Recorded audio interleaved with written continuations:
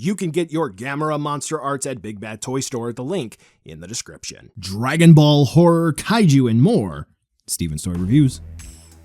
Hey collectors, it's going to be Steven here, and welcome to another Gamera Monster Arts review, and I am so happy that this is released. Today we're going to be taking a look at the Gamera 1999 Kyoto Decisive Battle version. I will occasionally refer to this shorthand as the KDB. With that being said, this is going to be a suit accurate, or at least as close as it can be, Gamera 99 with a revamped head and nicer paint apps, which is going to be an improvement over the original release. As a premium Bandai release, this figure is awesome and brought over to the US by the fine folks at Bandai Collect. Awesome. This release is just well timed with the now released SH Monster Arts Iris in Japan, and that one will be coming to the United States very, very soon. Without any further ado, let's take a look to see whether or not this toydle is going to be worth adding into your collection. Gamera here does look great, and quite frankly, I think that in terms of looks, the only real issue is going to be in the quality control department, depending on unit to unit. I think that they really did capture the feel of Gamera, and I can't really cite any particular issue with this figure. Some may even see this as particularly a top contender for one of the best figures in the line. With that being said, if you have any of the other Gamera Monster Arts, save the original 99 release, you pretty much know what to expect in terms of quality. The sculpt is fantastic, the paint apps are top-notch, and overall the quality control is pretty much consistent. The only issue that I will point out is going to be the eye application. In fact, the eyes, unfortunately, are not going to be looking in the same direction specifically for the left and right, but that is only going to be noticeable if you are specifically looking at it and trying to find it. Because of the way that the head is sculpted, it's very difficult to see where Gamera is looking at it head on. It's only an issue in the objective sense. In the subjective sense, when you're just kind of glancing at it, you can't really see his eyes from head on. So if you can't really see it, is it an issue? In some Godzilla figures, yeah, it's an issue. Here, is it? Not really. The green that's used on the plastron is fantastic, and that's going to be the front portion of the shell for you who need some help with turtle anatomy, though pronunciation be damned. Yeah, he looks really, really good. I mean, there's very fine shading on the back for the shell as well. I mean, I'm just kind of padding for time here, and I don't need to do that. Gamera looks good. We're going to talk about articulation now, and we're going to slide right on over to the accessory section, as you can clearly see here. So for Gamera, the articulation here is, it's all right. I'd have to say that of all of the Gameras in the Monster Arts line, this guy's going to be the weakest. Yes, that is going to include the 2023 Rebirth Gamera. So, talking about the jaw, that's where we'll start. It's on a hinge. I know, that's different compared to the ball joints in the line. How do I know this? Well, I think the pictures that I took to begin with kind of make the jaw look a little slack and it can't close all the way. The reason for this, and the head plugs in on the neck, it's a ball joint, he can look left and right, and then the neck plugs into the body, he can look down that far, that far, he can look up that far, so he can get a good roaring pose in there with that hinge jaw. So anyway, as you can kind of see right there, I don't need to really zoom in, you can see clearly where the hinge plugs in, and maybe even, there you go, see that? Yeah. So that actually was not aligned properly, I found out. And then that portion is on a ball joint. So that's why we have Gameras that may look just a little slack-jawed. So once I fixed that alignment with the hinge joint, we were good to go. So we talked about the articulation for the neck, which the only other thing I will make mention is you can hear the squeakiness. It's really tight compared to the other figures that I have. So something to keep in mind. Additionally, there's this floating piece here on the neck, and that sometimes gets in the way of the articulation. So that's something just to keep in mind. It is needed there to fix any of the gaps. We're not going to do the meme there just because it's pretty valid. It's pretty valid. All right, so the arms. Let's go ahead and actually pop it off because we're going to need to do that. So there is a socket there for the shoulder, and then it plugs in on a ball joint on both the shoulder into the body, and then where it plugs in. So we have some pretty decent range of movement there, which is good. I mean, you know, we can bend it around, twist it, and turn it for both of them, which is good. Then we do have a ball joint here where it plugs in. We can twist it and turn it a little bit, which is good. Likes to pop off, but that's okay for swappability. And then here we have a ball joint as well. So we can twist and turn and move around, but it is somewhat limited because, you know, it's a Heisei era kaiju. I think we're kind of all used to that. For the legs, there is going to be a ball joint where the hip's going to be. We can kind of get Gamera to kick about that far forward at the hips and that far out to the side. But once again, we do have the hips that can allow the kaiju to pop out. And then we have the barbell style ball joint. So, yeah, that's something to keep in mind. It is pretty easy to pop out. Yeah, it is what it is. Limited movement. We do have ball jointed knee, which is cool. It acts like a hinge. We have ball jointed ankles. So we get ankle rocker movement, but with somewhat limited range for the hips. But just because of the design, we can't really do too much there. And then we do have a tail, which is really good. That's a good thing. We have this nice little cutaway so Gamera can lift his tail up. So with that being said, he can kind of wiggle some parts. That's really what it comes down to. I guess it's somewhat accurate to the suit. But if you take a look back at the G1 and G2 suits, or rather the figures, he's kind of limited in comparison. Those were much more expressive, but I suppose this is ultimately okay at the end of the day. So with that being said, this is a good time to talk about accessories as well, because that kind of flows into the articulation scheme. So we'll kill two birds with one stone. So this Gamera is going to come with all of the accessories that the previous release came with, but one extra.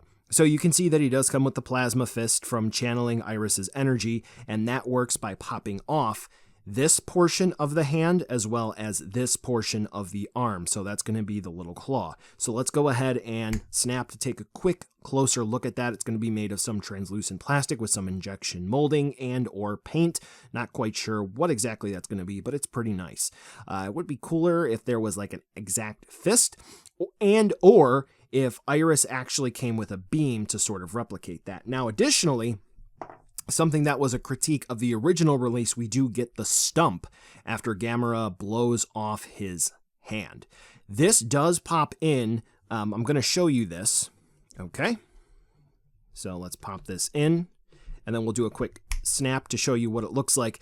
The instructions are pretty vague as to which end is the top and the bottom. So go ahead and pick yourself. It doesn't really matter because just go ahead and watch. All right, so I have it plugged in. Yeah. Have it plugged, yeah. We'll flip it to the other side, which I think this is not the correct way. Yeah, so it is loose. I even tried with heat. It's the purpose of this demonstration. So, c'est la vie. I guess it is what it is. And just for a note, these two are exactly the same. So for purposes of articulation, that's why I just had this attached. Okay.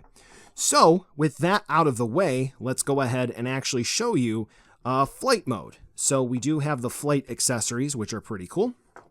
You do have to pop off all the limbs here for Gamera. So that's what we need to do.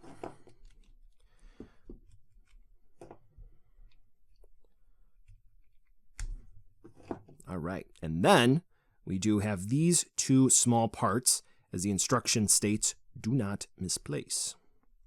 And these are not interchangeable. So make sure you keep left and right together. Very easy to snap the bottom part in place.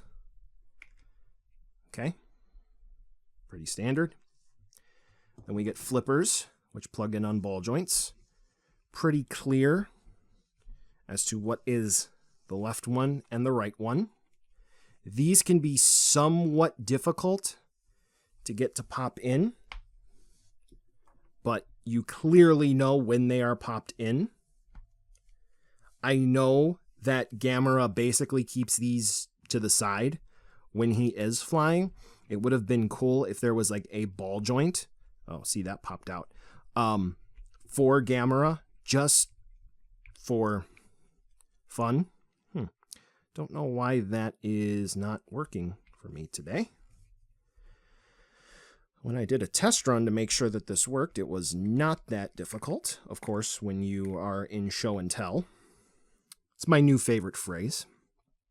As you can see in the pictures that I will have, these do have clearly identified sculpt marks for which side is left and which side is right, though I believe I've already messed that up, and I did. And you don't want to mess that up because you got to make sure these flippers are inserted correctly. And there you go. Gamera is now in flight mode. But of course, you want to use this overused Heisei era beam effect, which we got for plenty of releases. And you pop this in. This originally came with the first SH MonsterArts Godzilla release, which was really cool. And then, bada bing, bada boom, we have Gamera flying. And that's going to be it for the accessories. So let's just do a quick look at them. Here's going to be the sculpted details, pretty much on par with the figure, which looks amazing to begin with. So with that continuation, we do have that, and it looks really, really good.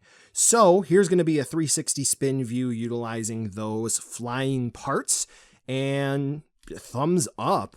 I mean, realistically speaking, we do get everything that came with the original release, which is great. And aside from the G1 Gamera not coming with an effect part, yes, he does have the little spinny things, which are really cool, but that is necessary for that one's flight mode. Everything that comes with this Gamera is pretty much essential, doubling down on the stump part. The only real issue here is that this Gamera doesn't have a fireball, and I know that the G2 Gamera did come with that, and that was released somewhat close around the same time as this one, but we're so far removed from that Gamera release, we don't have a fireball or other effect part for our Gamera figures at this time. So it would have been cool if there was an effect part like that for Gamera, because that is pretty iconic. Yes, we do have the plasma fist, but nevertheless, we don't have a generic effect for Gamera.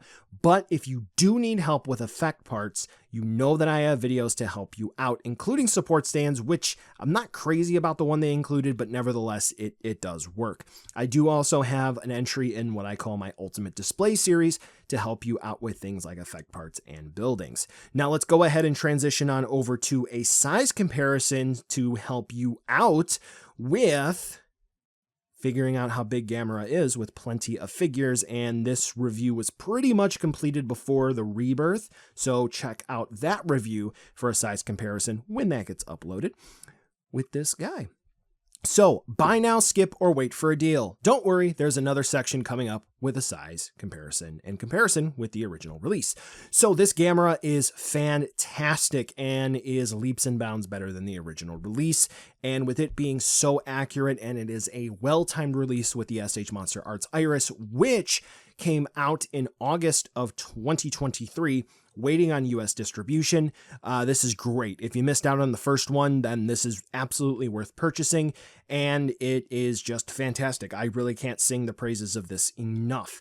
I really hope now, with this being released, we do have the opportunity to eventually get a suit-accurate Godzilla 1999. This is my favorite Gamera design, and now I feel like my Gamera collection is somewhat complete. Gamera, not his enemies. And now here's going to be a side-by-side comparison with the original 1999 Gamera, where obviously the biggest difference is going to be the Kyoto Decisive Battle version is going to have an accurate head sculpt, while the original has whatever that is intended to be. When we get into the minutia of the two, minutiae, whatever, you're going to notice that the green for the plastron on the KDB is going to have a bit more pronounced shades on it. We have the claws that are going to have a bit more of a tan shading instead of a bone white. And when we have the shell on the back, the KDB is going to have green that is glossy and a bit more shiny compared to the original, which is going to have matte. The gray dry brushing throughout the figure is going to be a bit more toned down. Now, let's go ahead and switch on over to video, so this way, you know, it's not just going to be still pictures. So, this is where we have a little bit of a conundrum where I'm not necessarily upset entirely, but it's a point that I really do want to bring up. So, you know, revisions of figures, that happens all the time. Those are called renewals in the collecting universe, and they're 2.0s, if you will, wherein you have a company that's going to have something that is more or less outdated, or they come up with new action figure engineering or painting techniques and so forth. And then what they do is they make a new figure and they take the old one and they basically discontinue it. So here's going to be the most popular example. We have the Saiyan Raised on Earth Goku here. So this is going to be a 2.0 of the Goku that we didn't love even when it came out, where we have a revised engineering of the hips, the shoulders, and even the ab crunch and everything. Okay, but here's the thing with this. Even though this is meant to be the new standard, and is effectively meant to replace the original still sort of somewhat has its own charm and has its own uniqueness to it. This one is basically meant to be a budget figure and is meant to come in at $35 with no accessories, wherein the original release had different accessories, it came with a Kamehameha effect, and all that jazz. There are some people who sought out that release even still to this day, despite this one being reissued a few times, because that one has unique accessories and display options, right? So different head sculpt, different face plates, so on and so forth. You get the point that I'm trying to make.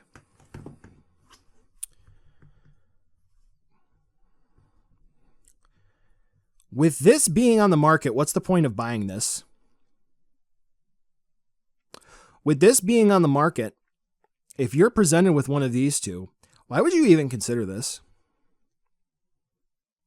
This is not in addition to this.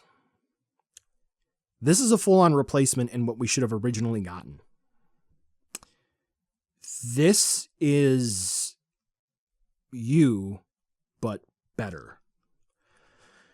Anyone who has this, basically, if they were to buy this, they're getting the accurate head sculpt, which, by evidence of what the SH MonsterArts line had in its lineup so far, could have been attained at the time. The stump, okay, but we didn't get, as evidence, specifically within Gamera figures by 96 and 95 releases. They had accurate head sculpts, no issues, but the 99 did not.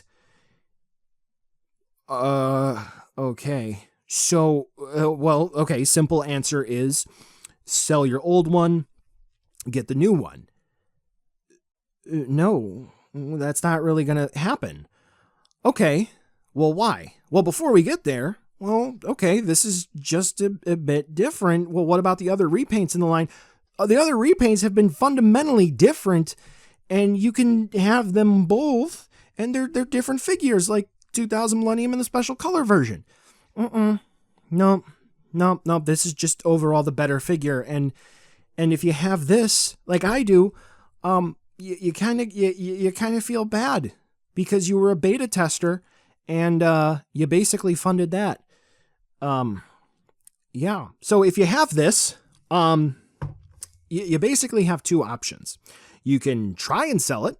Of course, if you want to try and upgrade to this and you don't want this anymore, but if you're going to keep this, then obviously you're going to keep it. If you're going to try and sell it, You may as well sell it, but with some of the money that you get, or before you sell it, maybe try to do it around the time when Walgreens has their fundraisers, because oftentimes you can get a red nose for $5. It goes to a good cause, and put that on.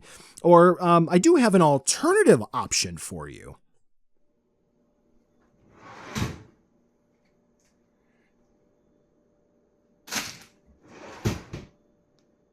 Yeah, you can do that instead if you would like. Basically, this does not need to exist anymore because we're all getting the new toy that has one new head sculpt, which is significantly better, and the stump. If this would have just been a repaint, that's fine. Or if this would have come with the correct head sculpt to begin with, that would have been fine as well if they would have repainted it. But this isn't even a full-on renewal.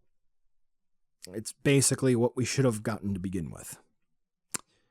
Yeah. All right. So, if you are watching this when this goes up, then I just did my little rant for the Rebirth Gamera, and this will be up tomorrow. So check that, because this is part 1 chronologically of public uploads, and that'll be part 2 where we're gonna follow up on that. So here's basically the final thought of the review here. So, yes, we do have everything that I brought up for the comparison between the original release of Gamera 99 and the Kyoto Decisive Battle version. Here's the reason why I've brought Shin Godzilla in for this. I'm just recalling probably the numbers off of a couple of the higher end prices for retailers, but I think Gammy here is like $125, 130 worst case scenario. Shin is like 145 to 150. So we can roughly say that there's going to be a $25 price difference. Let's just go ahead and say that. Now, for comparison's sake, yes, I do have a little bit of a problem with them repainting, no, but doing a new sculpt and basically making the old one obsolete. But for Shin, we have the original release. I'm not going to count a reissue. I'm not going to say that, but we have the Frozen. We have the Awakening. We are going to count the G-Store version, and then we are going to have this one. So that's at minimum 5 off the top of my head. So that's plenty of mold reuses compared to 2. When we factor in size, I'm not going to take that as an argument whatsoever. Why? Because even though this figure is big, and